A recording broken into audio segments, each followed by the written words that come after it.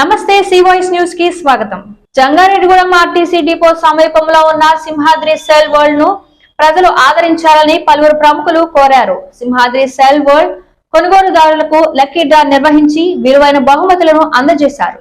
JRG communication network MD Palaparthi Srinivas, municipal councillor Tatikuntla Nagalakshmi, YSRCP నాయకులు Kancharla విష్ణులు lucky డ్రాలో పాల్గొని విజేతలను ఎంపిక చేశారు.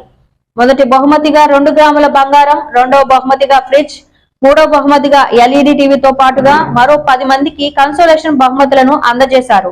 ఈ సందర్భంగా అతిథులు మాట్లాడుతూ మొబైల్ రంగంలో ముందుకు దూసుకుపోతున్న సింహాద్రి మొబైల్ వరల్డ్ ను ప్రజలు ఆదరించాలని కోరారు. అనంతరం షోరూం నిర్వాహకులు మద్దుల సుబ్రహ్మణ్యం మాట్లాడుతూ తమ షోరూం లో అత్యాధునిక మొబైల్స్ అమ్మకానికి సిద్ధంగా ఉన్నాయని, కావున ప్రజలు తమ షోరూం ను సందర్శించాలని కోరారు. ఈ కార్యక్రమంలో పలువురు ప్రముఖులు పాల్గొన్నారు.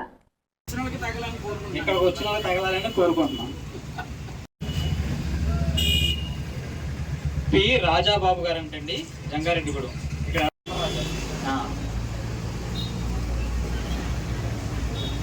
సురేష్ గారు, Jangareddygudem. JRG T Lakshmi, JRG Jangareddygudem. A Yakshith, Jangareddygudem. A Venkatalakshmi, Koilagudem.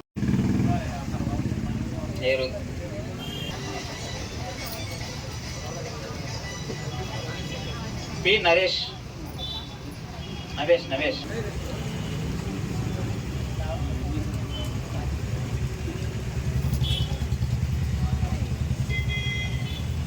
G Rani గారు, జేఆర్జీ.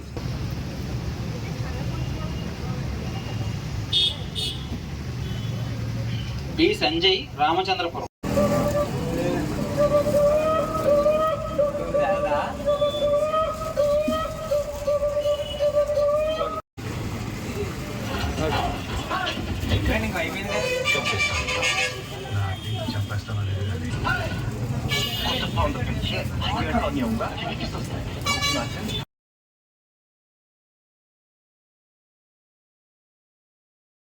Sir, congratulation sir.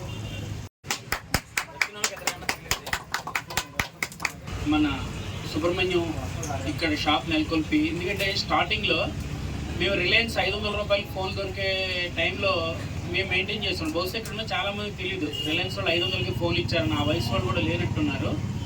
మేము మెయింటైన్ చేస్తున్నాం. మా దగ్గర నుంచి ఫోన్లు తీసుకొని టీవీలు అమ్మేవారు సబ్ డీలర్ కింద.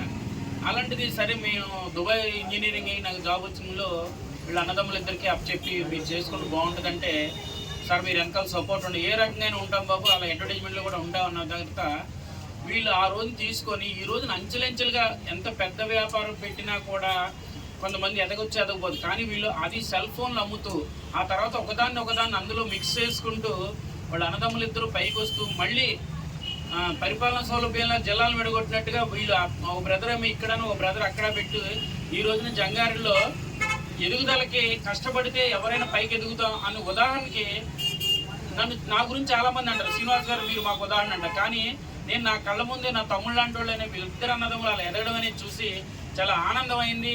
నేను కూడా మా అబ్బాయి చెప్తాను, బాబాయ్ నీకు తెలుసు కదా చిన్నప్పుడు వాళ్ళు వచ్చేవారని, వీళ్ళిద్దరు అన్నదమ్ముల గురించి చెప్తాను. అటువంటి సుబ్రహ్మణ్యం, నా తమ్ముళ్ళంటి సుబ్రహ్మణ్యం ఈ రోజున సేల్స్ అనంతరం వాళ్ళకి ఇచ్చిన కోపంలో లాటరీ తీయమని చెప్పడం, అనేకనే వాళ్ళు సేల్ కోసం అనేక విధానాలు అవలంబిస్తున్నారు. పట్టణాల్లో చూసి ఇంకో చోటు చూసి, అలాగే మీకు యాక్చువల్గా వాళ్ళకి వచ్చే లాభాల నుంచి మీకు గిఫ్ట్లు ఇవ్వడం. వ్యాపారవేత్తగా నేను చెప్తున్నాను, ఈరోజు మీకు ఇవ్వడం అంటే వాళ్ళకి వచ్చే మార్జిన్ అని ఎక్కడా పెరగవు.